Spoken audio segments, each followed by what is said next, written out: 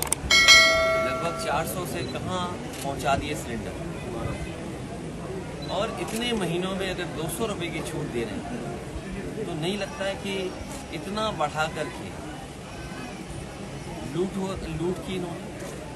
ये छूट नहीं है, जो इतने दिनों की लूट हुई है उसका हिसाब किताब क्या है। आखिरकार किसके मुनाफा के लिए ये कीमत बढ़ाई जा रही थी। और केवल सिलेंडर की बात नहीं है, आप डीजल पेट्रोल देख लीजिए, किसको मुनाफा पहुंचाया जा रहा है। रिफाइंड तेल है, खाने पीने की चीज़ें हैं, और किसी भी क्षेत्र में जो महंगाई बढ़ रही है वो आखिरकार मुनाफा जा कहाँ रहा है। और फिर नोटबंदी जैसा बड़ा भ्रष्टाचार किया हो सरकार ने, बाद में अपना ही छापा हुआ नोट बंद कर दिया हो 2000 का। आखिरकार सरकार किस दिशा में जा रही है। बड़े पैमाने पे बेरोजगारी है, महंगाई है, और फिर सपना ये दिखा रहे हैं कि इतने लाख करोड़ के MOU हुए हैं, ज़मीन पर कुछ कारखाने आ गए हों। तो हमें आप बताइए, कल मैं लखनऊ से घुसी गया था जहाँ पर चुनाव चल रहा है, एक भी जगह मुझे कारखाना लगा हुआ नहीं दिखाई दिया। आज भी मैं यहाँ चल करके आया हूँ लखनऊ से यहाँ पर, अगर एक जगह भी इनकी सरकार का कारखाना उद्योग लगा हो तो बता। तो जहाँ उद्योग कारखाने नहीं लग रहे हैं और सरकार ये कहती है कि 100 में केवल 4 बेरोजगार हैं, ये कहाँ के आंकड़े हैं। और फिर समाज में दरार पैदा हो जाए इसलिए 46 में 56 की बात करते हैं। बिजली महंगी, दवाइयाँ महंगी, इलाज हो नहीं पा रहा है। सरकारी अस्पतालों में गरीब जा रहा है तो दवाई नहीं, स्टेशन नहीं, कोई इंतजाम नहीं। ऑपरेशन की कब तारीख मिलेगी पता नहीं। तो अभी तक इस सरकार ने एक भी सरकारी अस्पताल नया नहीं बनाया जिसमें गरीब का इलाज हो पाए। जो एम्बुलेंस व्यवस्था थी, कम से कम इस सरकार को एम्बुलेंस की संख्या बढ़ा देनी चाहिए थी। पुलिस की जो गाड़ी थी उसकी संख्या बढ़ा देती, कम से कम गरीबों की मदद होती, अन्याय नहीं होता। आए दिन घटना सुनने को मिलती। और जो कानून व्यवस्था है, ये कानून व्यवस्था कैसी है उत्तर प्रदेश की, आए दिन घटनाएं सुनने को मिल रही है। कोई भी विभाग ठीक नहीं चल रहा है। रोडवेज की आप व्यवस्था देखो, आपने कहा कि फ्री, आज क्योंकि त्यौहार है इसलिए बेटियां, बहनें, माताएं उसमें फ्री चलेंगी। क्या वो बसें इस लायक हैं, वो जो चलने लायक है? कहीं आग लग रही है, कहीं हिलती जा रही है, कहीं गिरी जा रही है, कोई सीट नहीं, कहीं ड्राइवर नहीं। और अगर ड्राइवर, कंडक्टर किसी को पूजा करने दे दे, अगर किसी वजह से किसी की पूजा है उसमें अगर बस रोक दें तो सस्पेंड कर देंगे, टर्मिनेट कर देंगे। अंतोगत उसको आत्महत्या करनी पड़ रही है। कोई आंदोलन के लिए निकल रहा है, उस पर लाठी मार रहे हैं, आवाज न उठे इसलिए लाठी चला रहे हैं। तो ये सरकार लोकतंत्र को खत्म करने जा रही है, संविधान को खत्म करने जा रही है। जो बुनियादी सवाल थे वो आज भी वैसे ही हैं। दिल्ली के 10 साल की सरकार के 24 तक, इस सरकार के भी लगभग 6 साल से ज़्यादा समय हो जाएगा।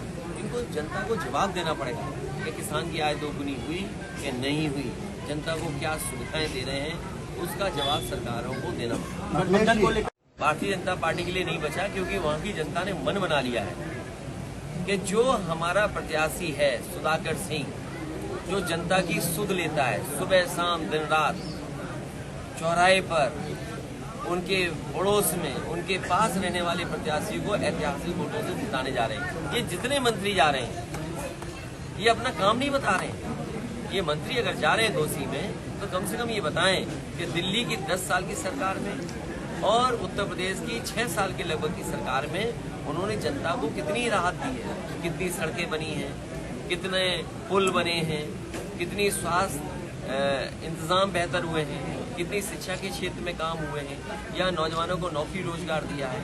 बुनकरों का जितनी कुछ योजनाएं थी सब छीन ली गई। बुनकरों को जो सुविधाएं मिलती थी वो छीन ली गई। आज हर घर में मीटर लगा दिया सरकार ने। मैंने तो सदन में पूछा कि मुख्यमंत्री जी कम से कम ये बताओ कि आपने कौन सा बिजली का कारखाना बनाया। एक भी बिजली का कारखाना मुख्यमंत्री जी ने नहीं लगाया।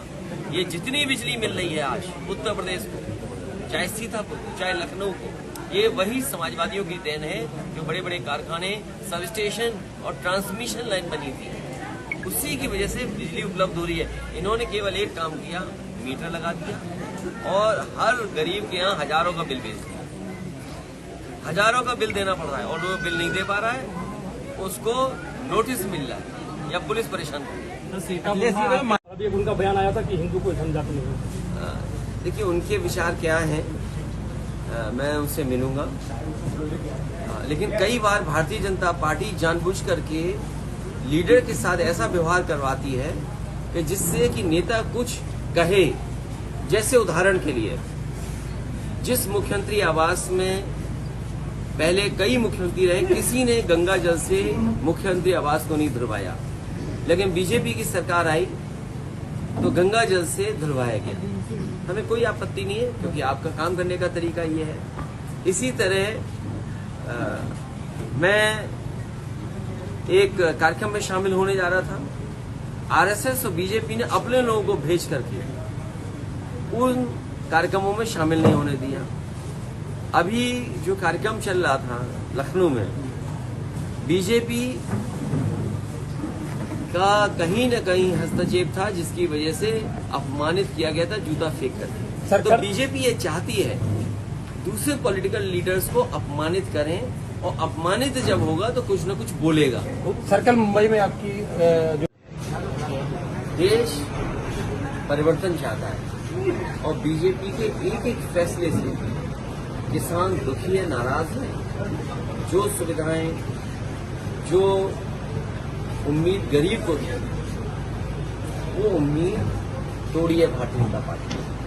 कहने को भारतीय जनता पार्टी कहती है हम गरीबों के लिए अनाज दे रहे हैं, ये अनाज नहीं दे रहे, ये गरीबों को गुलाम बनाना चाहते हैं, जिससे कि वो सपने न देखें, उनकी आने वाली पीढ़ी पढ़ी लिखी न बने।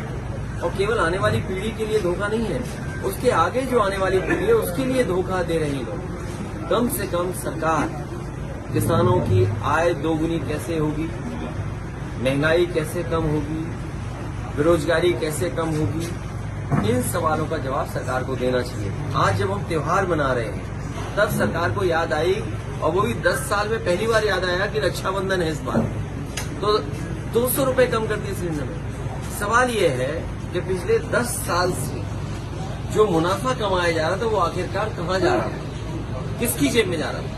और केवल सिलेंडर का मुनाफा नहीं, डीजल पेट्रोल से कमाया हुआ मुनाफा, बिजली के बिल से मुनाफा, जो हम खाने पीने की चीजें ले रहे हैं बाजार से उसका मुनाफा, आखिर किसकी जेब में जा रहा है। और फिर दुनिया का सबसे बड़ा भ्रष्टाचार का काम अगर किया सरकार ने तो नोटबंदी की।